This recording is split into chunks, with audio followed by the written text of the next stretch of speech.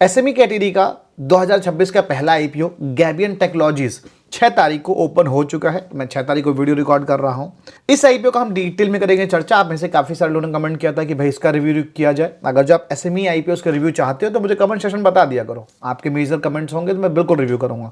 तो gabion technology IPO के बारे में डिटेल में चर्चा करेंगे। आईपीओ जाने लायक है नहीं है, रिस्क कहाँ है, सेफ्टी कहाँ है, सब कुछ बताऊंगा। वीडियो में अंत तक बने रहना ताकि सारी जानकारी सही तरीके से समझ आ सके। डिटेल्स को अपने स्टार्ट करूं उसके पहले आप सभी को बता दूं कि गाइस हम एक सेवियर एडवाइजर नहीं है। जो भी डिटेल से साझा की जाएगी वो एजुकेशनल और इन्फॉर्मेशनल पर्पस ली जाती है। हमारी तरफ से कोई भी रिकमेंडेशन नहीं है। कोई भी डिसीजन बनाने से पहले अपनी ओन रिसर्च कर लें। पॉसिबल हो तो अपने फाइनेंशियल एडवाइजर से सलाह लेके कोई भी निवेश का प्लान करें। ठीक है, वापस आते हैं डिटेल्स अपनी स्टार्ट करते हैं। सबसे पहले गैबियन टेक्नोलॉजी की बेसिक डिटेल्स से।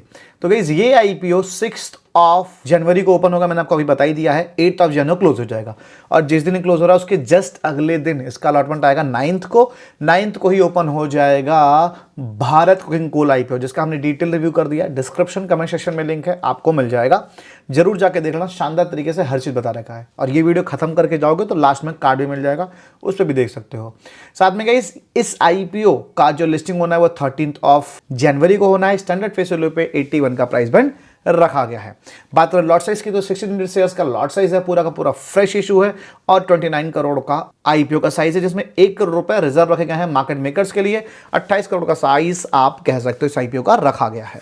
इसमें क्यूआईबीज का भी पोर्शन है, तो मतलब बहुत बड़ा साइज नहीं कह सकते हो रिटेलर्स के लिए। क्यूआईबीज का पोर्शन नहीं होता तो रिटेलर का पोर्शन बढ़ जाता है। क्यूआईबीज के होने की वजह से मामला थोड़ा सही हो जाता है कि भाई चलो सब्सक्रिप्शन अच्छा हो जाएगा। 2008 में ये कंपनी इनकॉर्पोरेट हुई थी और ये कंपनी जो है वो मैन्युफैक्चर करती है स्टील गैबियंस का। सिंपल सी भाषा में समझाऊं तो इसे कुछ प्रोडक्ट आपको दिखा देता हूं। जैसे आप कहीं रिवर पे, कहीं रोड साइड, कई सारे पहाड़ों पे इस तरीके के जाल वाले प्रोडक्ट देखते हो जिसमें बहुत सारे पत्थर फंसे होते हैं या सीमेंट के कुछ स्ट्रक्चर्स होते हैं। जैसे मान लो इस केस में जो इमेज आपके सामने है, यहाँ पे मिट्टी कट के इस पानी को बंद ना कर दे, इसके लिए यूज किया गया है। अगर जो इस इमेज में देखें तो सेम वही ये जो स्ट्रक्चर है ना, ये जो बनाया जा रहा है जाल से, इसको गैबियन बोलते हैं। यही ये बनाती है।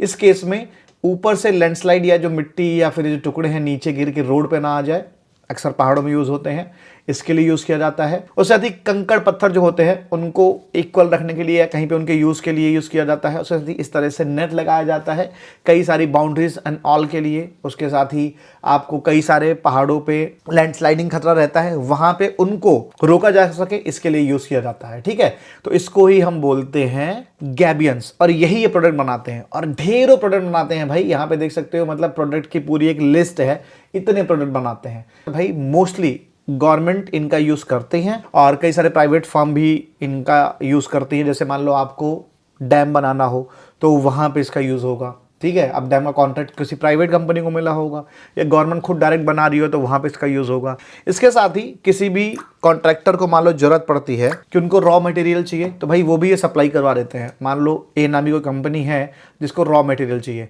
बीच में ये है, ठीक है, गैबियन टेक्नोलॉजी, इन्होंने बी नाम के किसी भी कंपनी से बात कर ली कि ये चीजें मुझे चाहिए, बीच में अपना कमीशन रखा और सीधे ए को सप्लाई कर दिया। तो इस वाले बिजनेस में भी ये है। तो ये इनका टोटल बिजनेस हो गया जो मैंने आपको समझा दिया। कंपनी ने 76 प्रोजेक्ट कंप्लीट किए हैं, वो मैंने आपको बता ही दिया है। उसकी वैल्यू यहाँ पे मेंशन है और इसमें 36 रोड्स हैं, 12 रेलवेज के प्रोजेक्ट हैं, 8 प्राइवेट कमर्शियल हैं, 9 एनर्जी के हैं, 3 माइनिंग के हैं, 3 एयरपोर्ट्स के और 3 डिफेंस के और 2 वाटर रिसोर्सेज के प्रोजेक्ट्स हैं।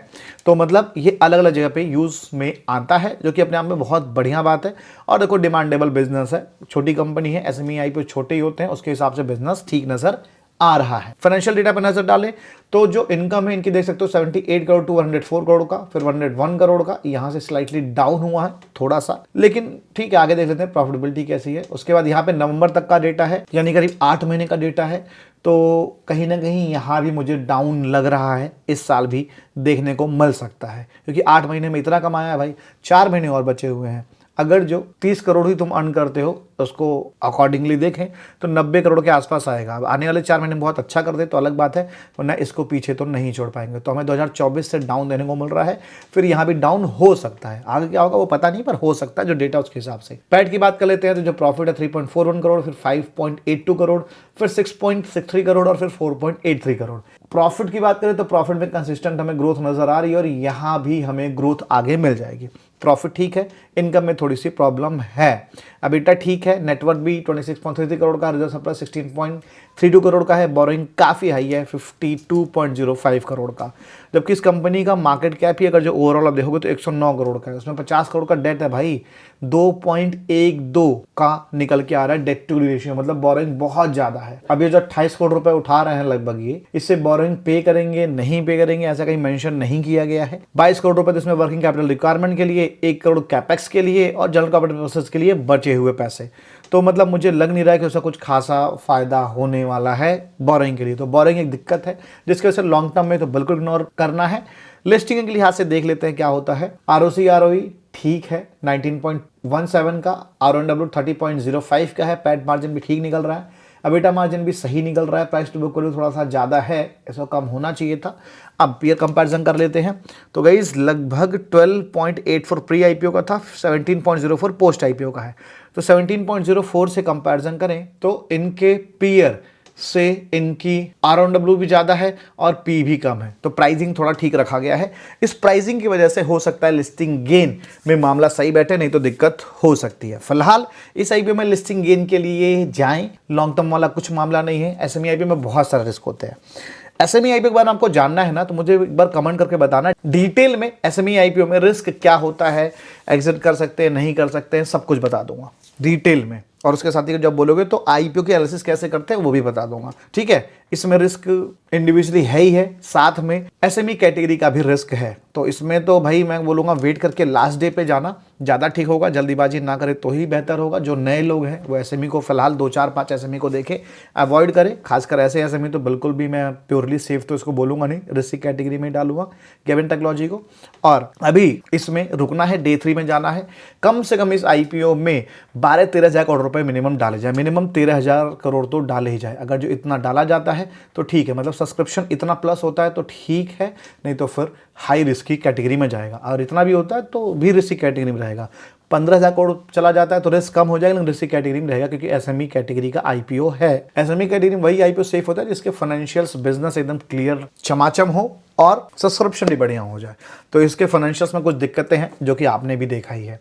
क्या ख्याल है आपका, मुझे कमेंट सेक्शन में बता सकते हो, अप्लाई करने वाले हो या नहीं ये भी बता देना, ठीक है। अब लास्ट में बचा गैब्रियन का ग्रे मार्केट प्रीमियम। तो जब मैं वीडियो रिकॉर्ड कर रहा हूँ इसका जो जीएमपी है वो हमें 28 to 30 रुपीज़ के आसपास निकलता दिख रहा है, जिसके हिसाब से नियरली 37% का अप्रॉक्सीमेटली लिस्टिंग बता रहा है। बट जीएमपी है, कभी भी ऊपर नीचे हो सकता है भाई, इसके भरोसे मत रहना। भारत कोल आईपीओ का रिव्यू भी हमने भी जस्ट किया है, उसको भी देख सकते हो, जीएमपी उसका भी डाउन हो गया है। तो इसी के साथ डिटेल्स होती है हमारी समाप्त। मिलता है अगली video, bye bye, take care.